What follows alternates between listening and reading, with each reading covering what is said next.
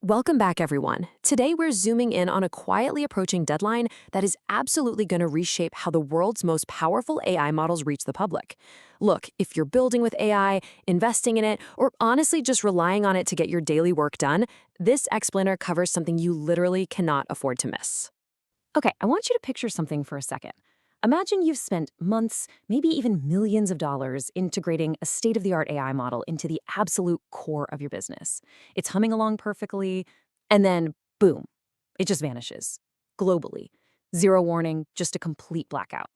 I know it sounds like a bad sci-fi movie or maybe a massive server outage, right?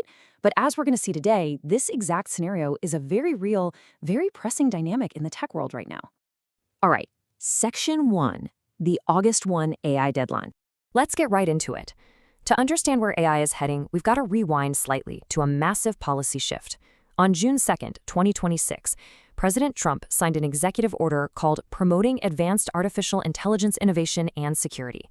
Basically, this order hands a huge mandate to some serious heavy hitters in the federal government. We're talking the NSA, the Treasury Department, and CISA. Their mission?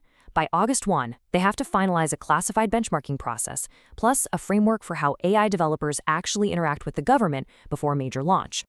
Now, you might be sitting there wondering, wait, does this mean my favorite little coding chatbot is getting regulated? Well, no. Actually, the order zeroes in on something very specific: covered frontier models. Let's break that jargon down. These are AI systems whose capabilities, especially when it comes to cybersecurity, are just so advanced they warrant special treatment. They're likely judging this based on raw compute power, benchmark scores, and how they perform in super-sensitive areas, like biological threats or cyber warfare. We're talking strictly about the absolute top tier of powerful AI.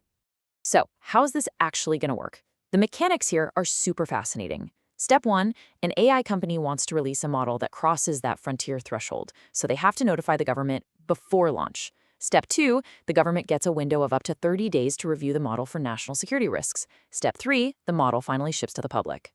And a quick side note here, earlier drafts of this order reportedly pushed for a 90-day review window. So getting that down to 30 days, that is a massive compromise. It's basically a middle ground between national security hawks wanting tight oversight and tech advocates terrified of completely stifling innovation. Moving on to Section 2, voluntary on paper only. There is this wild tension at the heart of this whole framework. It's the huge gap between what the government claims this is and how it's actually going to play out. Take a look at this excerpt right from the order. It explicitly states that nothing in the document creates a mandatory licensing or permitting requirement. So strictly on paper, this entire review process, it's completely optional. You read that and think, okay, the tech giants can just shrug and ignore it, right? But, and this is a massive but, here is the reality check. Sources close to the negotiations say this is actually way closer to a de facto licensing regime. Think about it. If an AI company decides to just opt out of this voluntary process, the stakes are sky high. They risk losing access to insanely lucrative government cloud contracts, getting totally locked out of federal AI procurement, and basically torching the favorable regulatory treatment they've enjoyed so far. So sure, it's voluntary, but the financial penalties essentially force you to comply anyway. Which brings us to Section 3, standardizing the safety process. To really grasp why the government felt they had to step in like this, we need to look back at the absolute chaos that happened just this past summer. This framework didn't just fall out of the sky. 19. That is the exact number of days Anthropic's highly anticipated Fable 5 model was yanked completely offline in June. Why? Because the government threw down a sudden export control directive just 3 days after it launched. Imagine the whiplash. You get 3 days to play with this incredible new tool and then a 19-day total blackout. And hey, they weren't the only ones getting hit. 12. That's the number of days OpenAI's GPT 5.6 was severely restricted. Instead of just rolling it out to everyone, it was suddenly locked down to roughly 20 government-vetted organizations before the public ever got their hands on it. Google reportedly dealt with these same opaque interventions before launching their own advanced coding models too. And in every single case, it was totally improvised. No published criteria, no timelines, just panic. And that is exactly why the top 5 AI labs, Anthropic, OpenAI, Google, Microsoft, and Amazon, are literally in advanced talks with the White House right now. Their goal? Stop the chaotic improvisation. They want to create a shared jailbreak severity scoring system, which is actually heavily inspired by how the cybersecurity industry already tracks and rates software bugs. And this right here is why that shared language is an absolute game changer. By having a unified scoring system, the labs and the government can finally look at a new AI vulnerability or a jailbreak and objectively ask, okay, is this a 5-alarm fire where we need an emergency action to pull the model offline, or is this just a routine bug we can fix with a scheduled patch?